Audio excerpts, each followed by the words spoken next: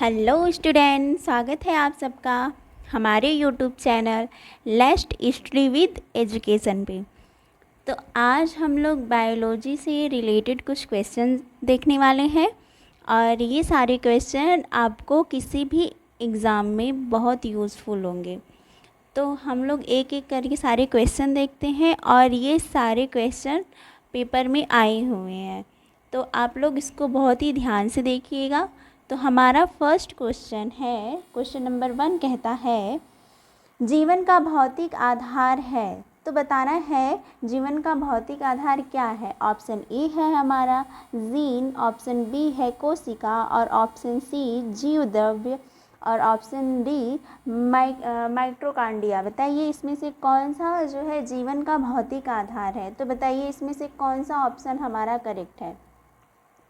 तो अगर हम जीवन का भौतिक आधार की बात करें तो वो जीव द्रव्य है, ऑप्शन सी करेक्ट हो जाता है। अच्छा, अगर यहीं पे हम माइटोकॉन्ड्रिया की बात करें तो माइटोकॉन्ड्रिया को हिंदी में हम क्या कहते हैं? सूत्रकणिका कहते हैं,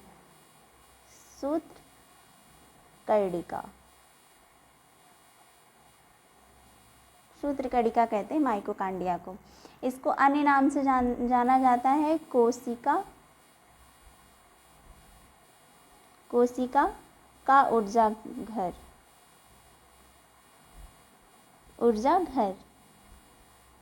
किसे कहते हैं? एक क्वेश्चन पूछा जा सकता है कि कोशिका का ऊर्जा घर किसे कहते हैं। तो आपका आंसर क्या होना चाहिए कि माइटोकॉन्ड्रिया यानी कि सूत्रकणिका को ही कोशिका का ऊर्जा घर कहते हैं। ठीक, नेक्स्ट क्वेश्चन देखते हैं हम।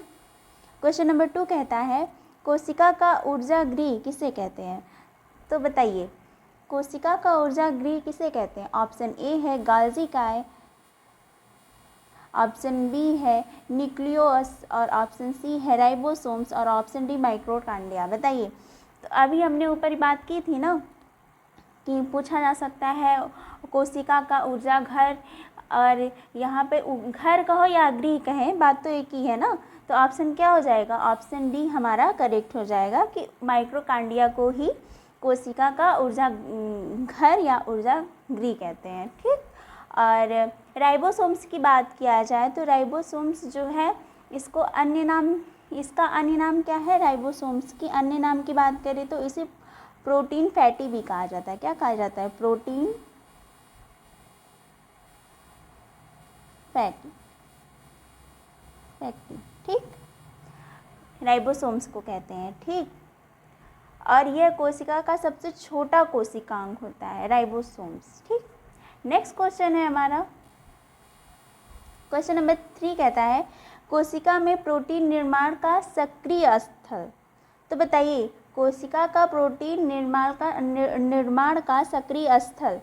तो अभी हमने ऊपर बात तो की थी, आप अगर उससे जानना चाहें तो आप बता सकते हैं। ऑप्शन ए है हमारा लाइसोम्स और ऑप्शन बी है राइबोसोम्स और ऑप्शन सी है माइटोकॉन्ड्रिया, ऑप्शन डी है गाल्जी काय। तो हमने बताया ना राइबोसोम्स को प्रोटीन फैक्ट्री कहते हैं क्योंकि इसमें प्रोटीन का संश्लेषण होता है। तो ठीक इसीलिए हम राइबोसोम्स को कहते हैं। ऑप्शन बी हमारा करेक्ट हो जाता है। नेक्स्ट क्वेश्चन है हमारा निम्न में से कौन सा कोशिकांग सिर्फ पादप कोशिकाओं में पाया जाता है। तो बताइए कौन सा कोशिकांग जो है हमारा पादप कोशिकाओं में पाया जाता है। ऑप्शन ए है कोशिका भित्त, ऑप्शन बी है लवक और ऑप्शन सी है ऋतिका और ऑप्शन डी है ये सभी। तो बताइए क्वेश्चन नंबर 4 का क्या आंसर होगा। तो अगर हम पादप कोशिका की बात करें तो ये सारे के सारे ही पादप कोशिका में पाए जाते हैं। कोशिका भित्त भी पाई जाती है, लवक भी पाई जाती है और ऋतिका भी पाई जाती है। ठीक, ऑप्शन डी करेक्ट हो जाता है। नेक्स्ट क्वेश्चन है हमारा कोशिका की आत्महत्या की थैली कहा जाता है। तो किसे कहा जाता है? ऑप्शन ए है लाइसोम्स, ऑप्शन बी है राइबोसोम्स, ऑप्शन सी है न्यूक्लियोसोम्स और ऑप्शन डी है गाल्जी काय। तो बताइए क्वेश्चन नंबर 5 का आंसर क्या होगा। अगर हम आत्महत्या की थैली की बात करें तो वो उसे लाइसोम्स को कहा जाता है। और इसे हम और किस नाम से जानते हैं? इसे हम परमाणु बम के नाम से जानते हैं। किससे जानते हैं? परमाणु बम के भी नाम से जानते हैं। तो कभी कभी क्वेश्चन में पूछ देगा कि परमाणु बम किससे कहते हैं, तो वो लाइसोसोम्स को कहते हैं। और इसे क्या कहा जाता है? इसे सफाई कर्मी भी कहा जाता है। सफाई कर्मी। ठीक, अगर हम इसके खोजकर्ता की बात करें तो इसके खोजकर्ता कौन है? लाइसोसोम्स के खोजकर्ता। लाइसोसोम्स की अगर खोजकर्ता की बात की जाए तो वो है डी डुबे। डी दुबे। कब किया था? 1955 में। ये सारे के सारे फैक्ट याद रखिएगा, क्योंकि कभी कभी घुमा के इनमें से भी कोई आपके पेपर में आ सकता है। ठीक, नेक्स्ट क्वेश्चन है हमारा, क्वेश्चन नंबर 6 क्या कहता है? किसी कोशिका में 80% से अधिक पाया जाने वाला पदार्थ है। तो बताइए, कोशिका में 80% से अधिक क्या पाया जाता है? ऑप्शन ए है प्रोटीन, ऑप्शन ए है प्रोटीन, ऑप्शन बी है जल, ऑप्शन सी है वसा और ऑप्शन डी है खनिज। तो बताइए इसमें से क्या हमारा आंसर होगा? तो किसी कोशिका में सबसे अधिक, आप नहीं भी आता है तो आप नॉर्मल भी बता सकते हैं कि बॉडी में जो है जल का अमाउंट तो ज़्यादा ही होता है। तो आप जिसको नहीं आता है वो ऐसे भी जान सकते हैं कि ऑप्शन बी करेक्ट हो जाएगा, जल। ठीक, अच्छा प्रोटीन की बात करें तो प्रोटीन क्या करता है? प्रोटीन हमारे टिश्यूज का निर्माण करता है, मतलब कि हमारे बॉडी में डेली कुछ ना कुछ बनता है, तो उसके लिए हमारी बॉडी को प्रोटीन की काफ़ी आवश्यकता पड़ती है, क्योंकि प्रोटीन जो है वो बिल्डिंग का काम करता है, कि वो हमारे शरीर में कुछ ना कुछ निर्माण करता है, और इसके लिए हमारे बॉडी में प्रोटीन की काफ़ी आवश्यकता होती है। ठीक, नेक्स्ट क्वेश्चन है हमारा, वहीं वसा की बात करें तो वसा ऊर्जा का काम करता है। ठीक, ये याद रखिएगा। नेक्स्ट क्वेश्चन है हमारा, निम्न में से किसे कोशिका का यातायात प्रबंधक कहा जाता है? तो बताइए यातायात प्रबंधक कहा जाता है। ऑप्शन ए है हमारा राइबोसोम्स, ऑप्शन बी है हमारा गाल्जी बॉडी, ऑप्शन सी है हमारा माइटोकॉन्ड्रिया और ऑप्शन डी है लाइसोम्स। बताइए इसमें से कौन सा हमारा करेक्ट है? यातायात प्रबंधक किसे कहा जाता है? तो बताइए, क्वेश्चन नंबर अगर 7 की बात करें तो इसे किसे कहा जाता है? तो गाल्जी बॉडी को यातायात प्रबंधक के नाम से जाना जाता है। ठीक, ये याद रखिएगा आप लोग। ठीक, माइटोकॉन्ड्रिया को तो हमने बताया, इसे क्या कहते हैं? कोशिका का ऊर्जा घर कहते हैं। और वहीं हम राइबोसोम्स को हम प्रोटीन फैक्ट्री भी कहते हैं, क्योंकि इसमें प्रोटीन का जो है मतलब सर्वाधिक मात्रा पाई जाती है। ठीक, और गाल्जी काय की बात किया जाए तो गाल्जी काय को हम यातायात प्रबंधक और इसे और किस नाम से जानते हैं? तो इसे हम ट्रैफिक पुलिस के नाम से जानते हैं। किससे जानते हैं? Traffic police.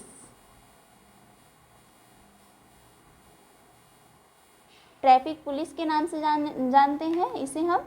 ठीक, ये याद रखिएगा। नेक्स्ट क्वेश्चन है हमारा,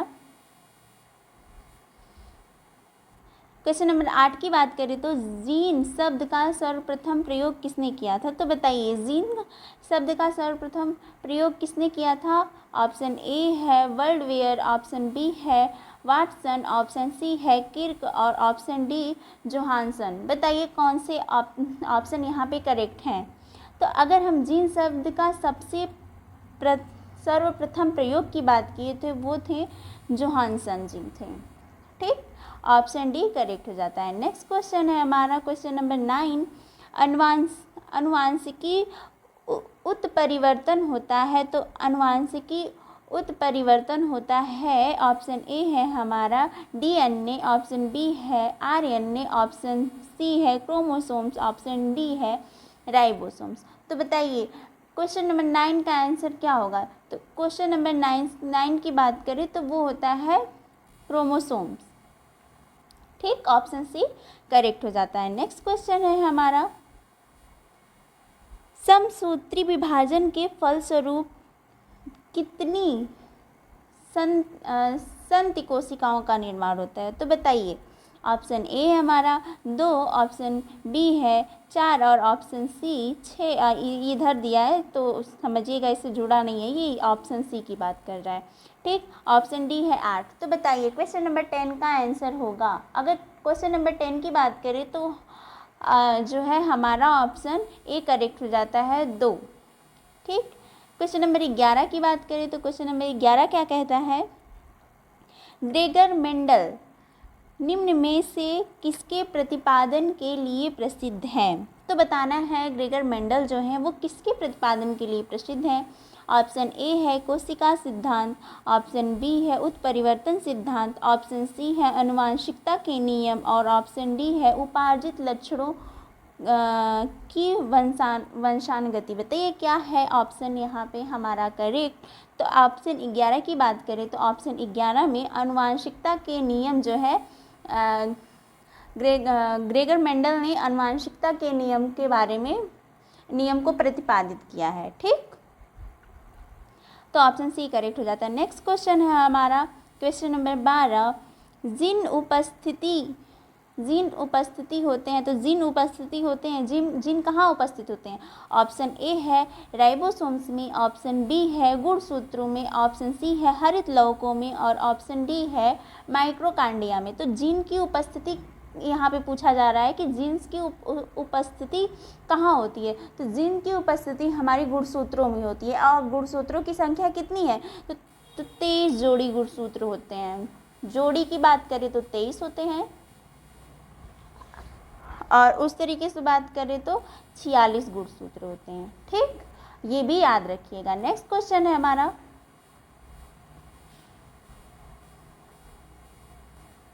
एक सेकेंड,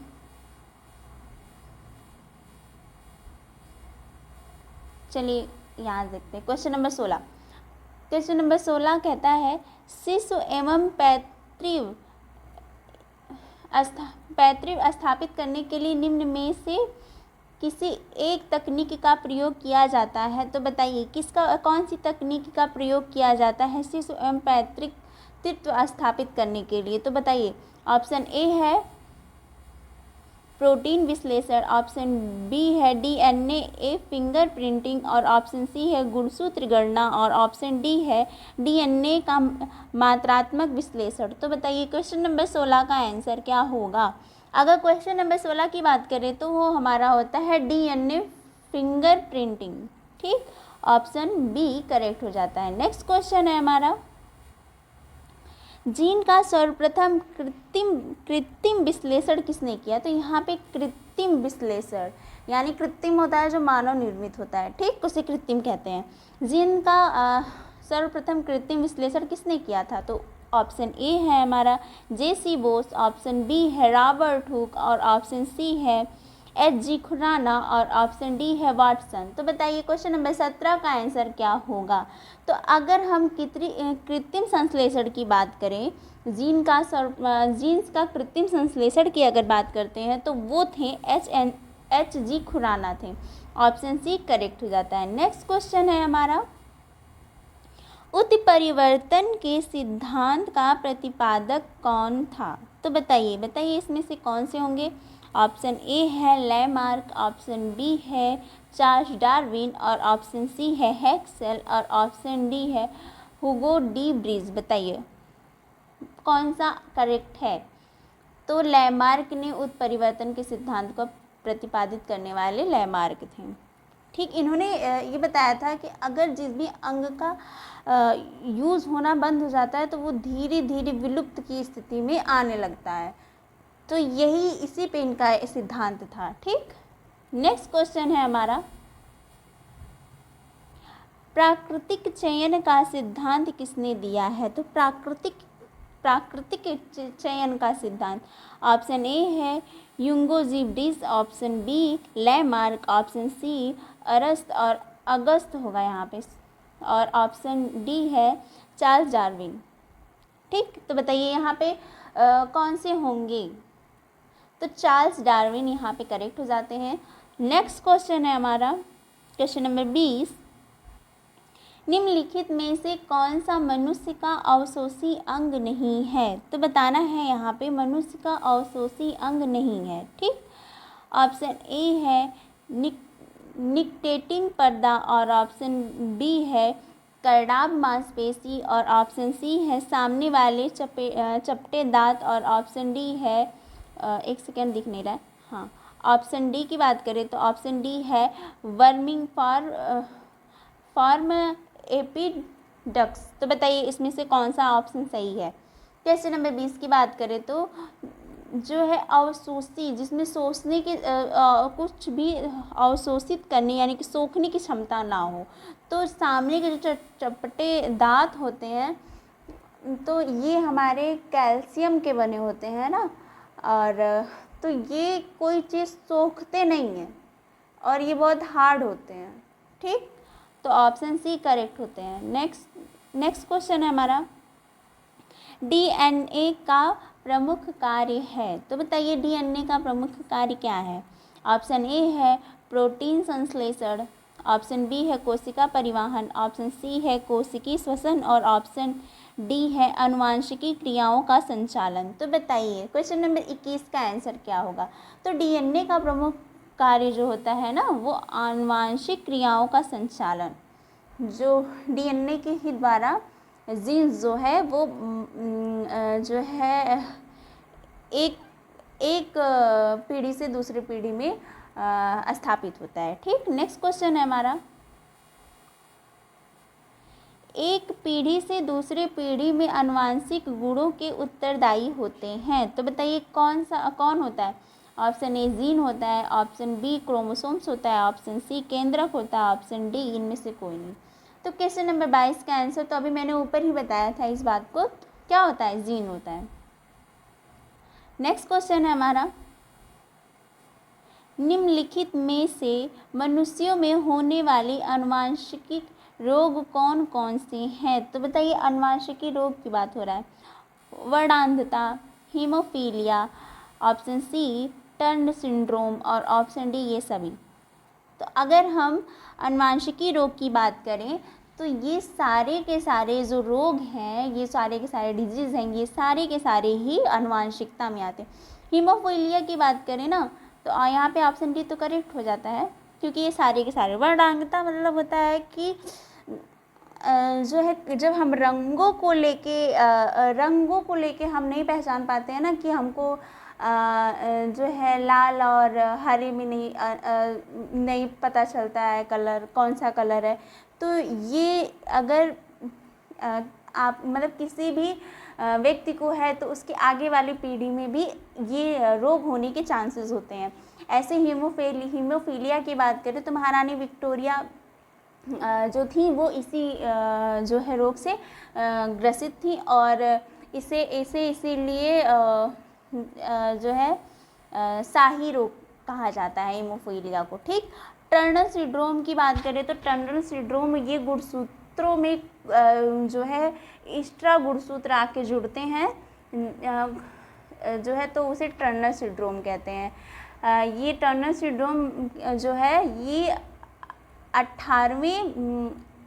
18वां जो गुणसूत्र होता है उसमें जाके एक एक्स्ट्रा गुणसूत्र मिलता है, तो जाके ये उस ऐसे बच्चे को टर्नर सिंड्रोम हो जाता है। ठीक, तो ये सारे के सारे आनुवंशिक रोग हैं। ठीक, नेक्स्ट क्वेश्चन है हमारा हीमोफीलिया रोग से ग्रसित व्यक्तियों में, तो जो रोग हीमोफीलिया रोग से ग्रसित उसमें क्या हो जाता है?